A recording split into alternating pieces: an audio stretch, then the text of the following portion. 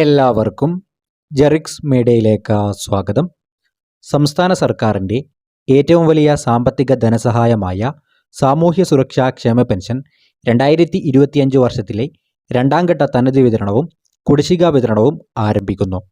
സംസ്ഥാനത്ത് ബജറ്റ് അവതരണത്തിന് ശേഷമുള്ള ആദ്യത്തെ സാമൂഹ്യ സുരക്ഷാ പെൻഷൻ വിതരണ നടപടികൾ സംസ്ഥാന സർക്കാരിൻ്റെ ഭാഗത്തു നിന്നും ആരംഭിക്കുകയാണ്.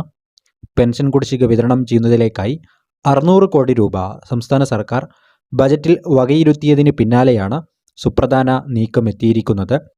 2025 ജനുവരി മാസത്തിൽ പെൻഷൻ കുടിശ്ശികയടക്കം 3200 വീതം എത്തിച്ചേർന്ന ഗുണഭോക്താക്കൾ ഫെബ്രുവരി മാസത്തിലെ വിതരണത്തുക എത്തിച്ചേരുമ്പോൾ മാർച്ച് മാസം മുതൽ ഏറ്റവും പുതിയ വിതരണ ലിസ്റ്റിൻ്റെ അടിസ്ഥാനത്തിലാകും പെൻഷൻ തുക വിതരണം ചെയ്യുക.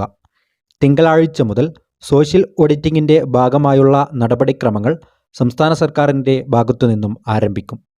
ഇന്ദിരാഗാന്ധി ദേശീയ വാർദ്ധക്യകാല പെൻഷൻ, വിധവാ പെൻഷൻ, ഭിന്നശേഷി പെൻഷൻ, കർഷക തൊഴിലാളി പെൻഷൻ, ക്ഷേമനിധി പെൻഷൻ, അവിവാഹിത പെൻഷനുകൾ എന്നിവ കൈപ്പറ്റുന്ന 55 ലക്ഷത്തോളം വരുന്ന ആളുകൾക്ക് തദ്ദേശീയ തലത്തിൽ വാർഡ് അടിസ്ഥാനമാക്കിയുള്ള സോഷ്യൽ ഓഡിറ്റിംഗ് കൂടി സർക്കാരിൻ്റെ ഭാഗത്തു നിന്നും പ്രഖ്യാപിച്ചിരിക്കുകയാണ്.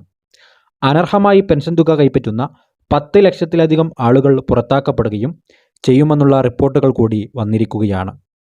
ഇതോടുകൂടി ഏറ്റവും അർഹതപ്പെട്ട ഗുണഭോക്താക്കൾക്ക് പെൻഷൻ തുക എല്ലാ മാസവും കൃത്യമായി വിതരണം ചെയ്യാൻ ആകുമെന്നുള്ള കണക്കുകൂട്ടലിലാണ് ഏറ്റവും പുതിയ സർക്കാരിൻ്റെ ഈ ഒരു തീരുമാനം. തദ്ദേശ തലത്തിൽ സോഷ്യൽ ഓഡിറ്റിംഗ് നടത്തി അനർഹരായവരെ ഒഴിവാക്കാനാണ് നടപടി സ്വീകരിച്ചിരിക്കുന്നത്. സംസ്ഥാനത്ത് ഫെബ്രുവരി മാസത്തിലെ പെൻഷൻ തുക വിതരണം സംസ്ഥാന സർക്കാരിൻ്റെ ഭാഗത്തു നിന്നും ആരംഭിക്കുന്ന സാഹചര്യത്തിൽ 2024 വർഷത്തിൽ കുടിശ്ശികയായിരിക്കുന്ന 3 ഗഡു പെൻഷൻ തുകയായി 4800 രൂപയുടെ വിതരണം കൂടി സർക്കാർ പ്രഖ്യാപിച്ചിരിക്കുകയാണ്. തുക ഏപ്രിൽ മാസം മുതൽ തനതു മാസത്തിലെ പെൻഷൻ തുകയോടൊപ്പം 3 ഘട്ടങ്ങളിലായി വിതരണം ചെയ്യുമെന്ന് ധനമന്ത്രി കെ.എൻ. ബാലഗോപാൽ വ്യക്തമാക്കിയിരിക്കുകയാണ്. തനതു മാസത്തിലെ പെൻഷൻ തുകയായ 1600 രൂപയോടൊപ്പം ഓരോ ഗഡു കുടിശ്ശിക കൂടി ചേർത്ത് 3200 വീതം 3 ഘട്ടങ്ങളിലായി ഗുണഭോക്താക്കൾക്ക് എത്തിച്ചേരുന്ന രീതിയിലാണ് വിതരണം ക്രമീകരിച്ചിരിക്കുന്നത്.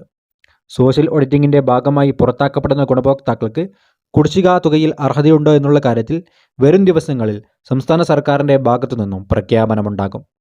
പെൻഷൻ തുക വർദ്ധിപ്പിക്കുമ്പോൾ ഉണ്ടാകുന്ന അധിക ചെലവ് സംസ്ഥാന സർക്കാരിന് താങ്ങാവുന്നതിനും അപ്പുറമാകുമെന്നും വീണ്ടും പെൻഷൻ വിതരണം മാസങ്ങളോളം കുടിശ്ശികയാക്കപ്പെടുമെന്നുള്ള സാമ്പത്തിക വിദഗ്ധരുടെ അഭിപ്രായം മാനിച്ചാണ് സംസ്ഥാന സർക്കാർ നിലവിൽ പെൻഷൻ തുകയിൽ വർധനവ് വരാത്തത്.